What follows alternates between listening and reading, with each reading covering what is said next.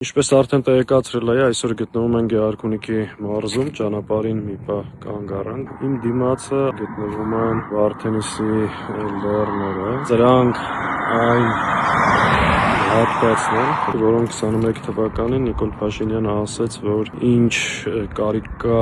ձյունոց սարերի համար պայքարել եւ հանձնեց Ադրբեջանին, եւ այս դիմացի բարձրադիր լեռները այժմ գտնվում են Ադրբեջանի հսկողության տակ եւ մինչեւ Արցախի հանձնելը, եթե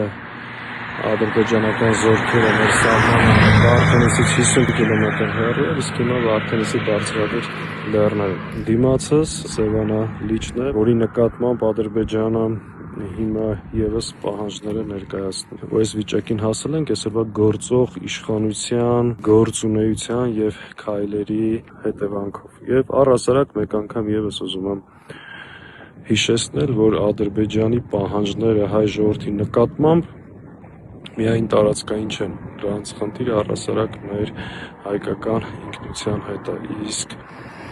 հայկական ինքնության դեմ պայքարող հիմնական գործիքը այսօրվա Նիկոլի ռեժիմն է, որի արտադրությունը պետք է կանխել։